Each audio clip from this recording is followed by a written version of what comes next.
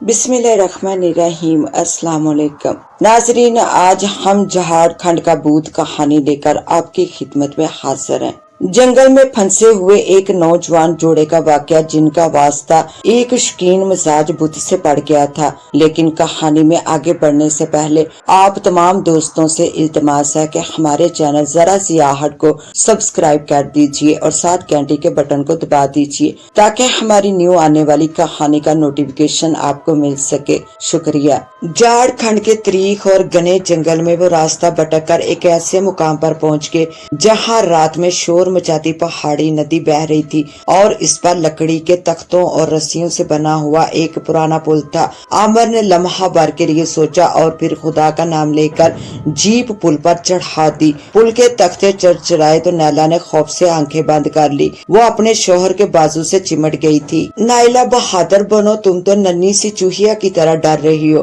फौजी की बीवी को नहायत दलेर और जीदार होना चाहिए। आमिर इंडिया आर्मी में था। इसकी पोस्टिंग लखनऊ से रांची हुई थी और वो अपनी नौ बेहाता बीवी नैला के साथ अपनी जीप में रांची जा रहा था। सामान इसने ट्रक के जरिए पहले ही भिजवा दिया था और अब हनीमून के मूड में जगह जगह रुकता अपनी मंजिल की तरफ रवा दवा था। एक दोस्त ने इसके लिए झारखंड के जंगल में वाक़या एक तफरीह मुकाम राम पहाड़ी में महकमा जंगलात के डाक बंगले में एक दिन के लिए कमरा बुक कराया था।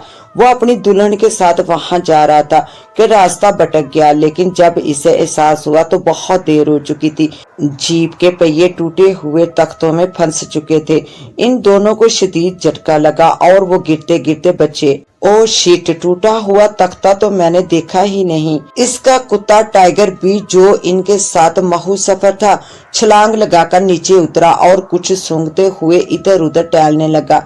इसने देखा कि अगले दोनों टायर इस तरह फंस चुके थे कि जीप का बम्पर तख्तों के साथ जा लगा था। क्रेन के बगैर या कम से कम 8-10 आदमियों की मदद के बगैर जीप का वहां से निकलना नामुमकिन काम था। बुरे फंसे हैं यार, ये तो आसानी से नहीं निकलेगी। ऊपर से सूरज गुरूब होने वाला है।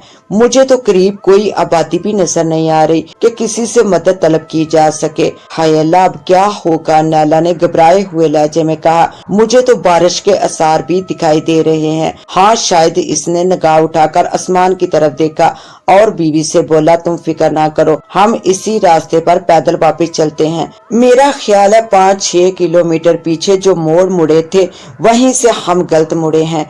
वहां पहुंच गए तो कोई न कोई सवारी मिल ही जाएगी। राम पहाड़ी की तरफ काफी लोग सैरो तफरीह करने जाते हैं। मैं इतनी दूर पैदल कैसे जाऊंगी एड़ी वाली जूती के साथ?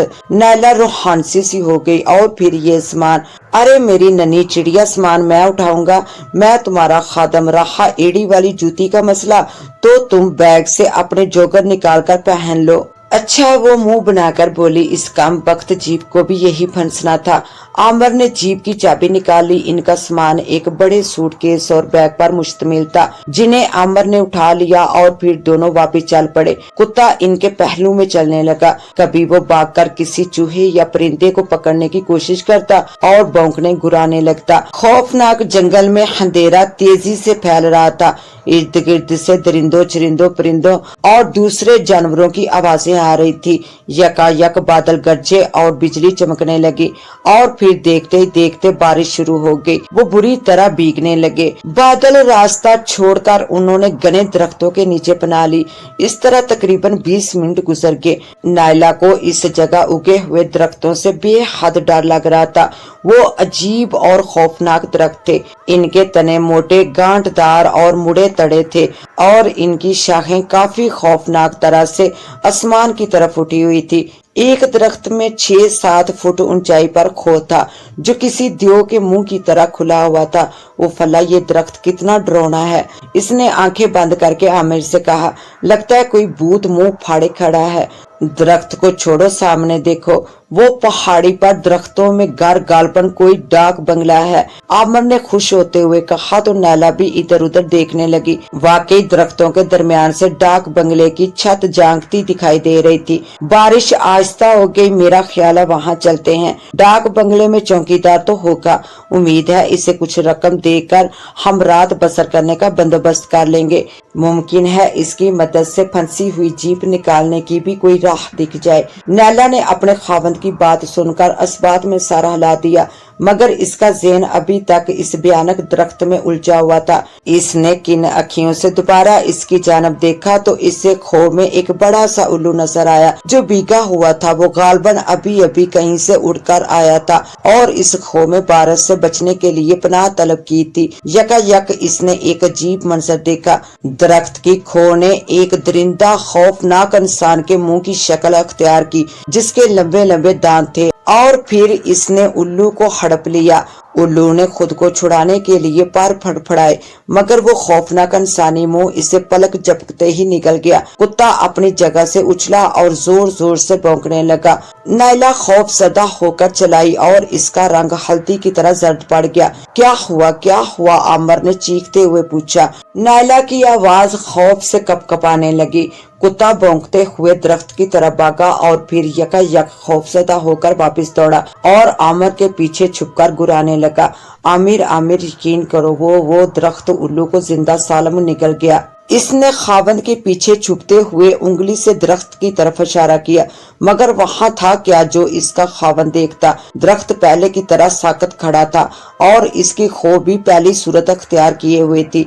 पता नहीं तुम इतनी वहमी क्यों हो गई हो, इसने नैला से कहा। तुम पर शायद जंगल के माहौल का असर हो गया है, तुम अंधेरे से खौफजदा हो गई हो।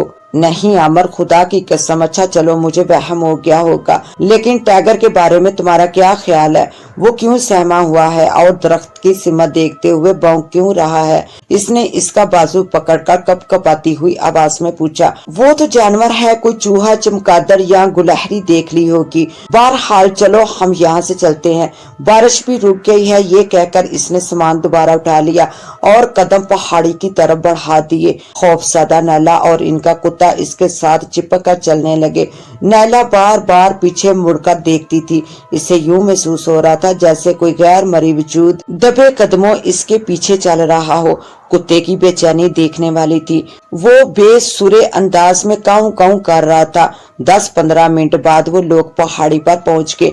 वहां एक पुराना डाक बंगला अंधेरे में सर उठाए खड़ा था। सेहन का दरवाजा खुला हुआ था, जिसमें से गुजरकर वो अंदर चले गए। सेहन में पीपल का एक बहुत बड़ा दरख्त था, जिसके जर्द खुश्क पत्ते घास पर बिखरे पड़े थे। सेब और नाशपत्ती के कुछ पौधे जहाड़ की सूरत अख्तियार कर चुके थे। लगता था महीनों से कोई माली इनकी तराश खराश के लिए डाक बंगले की तरफ नहीं आया। बाज़ाहिर डाक बंगला नाकाबिले रहश लग रहा था, लेकिन जब आमर इसके अकबी हिस्से की तरफ गया तो इसने देखा कि वहां एक सर्वेंट क्वार्टर की खिड़की से लालटेन की रोशनी झलक रही थी।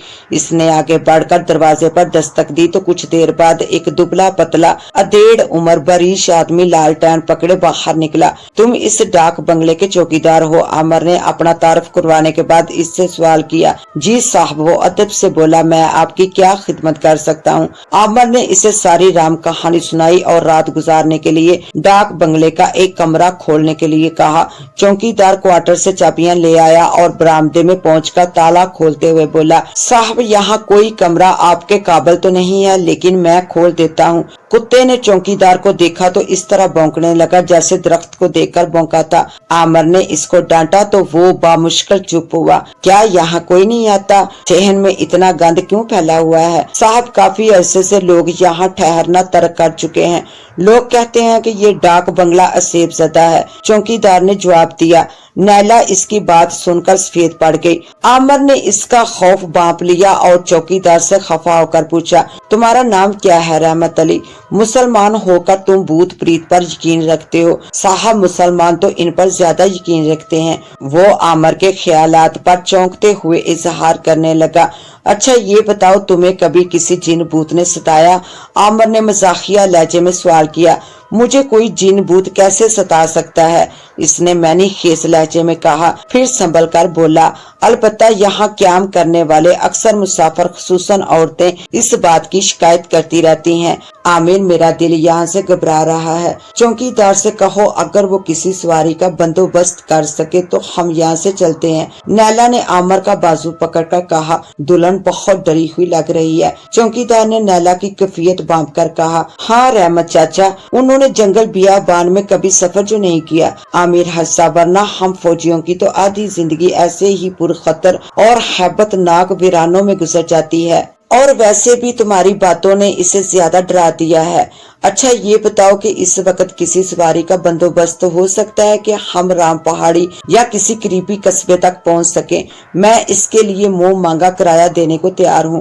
नहीं साहब, यहाँ करीब तरीन बस्ती 5 कोस दूर है और इनके पास स्वाय बैलगाड़ी के कोई सवारी नहीं जो कछुए की रफ्तार से चलती है। मेरा ख्याल है आप एक रात क्याम कर लें, सुबह महकमा जंगलात का कोई ना कोई ट्रक इधर आएगा, इस पर चले जाइएगा। और हमारी जीप का क्या होगा? नैला ने पूछा। वो भी आ जाएगी, मैं अपने सूबेदार को भिजवा दूंगा, आकर ले जाएगा, आमिर ने जवाब दिया। चौकीदार ने कमरा खोला तो दोनों अंदर दाखिल हुए। वो ऊंची छत वाला एक बड़ा सा कमरा था जिसके वस्त में पुरानी तर्ज का डबल बेड बिछा हुआ था।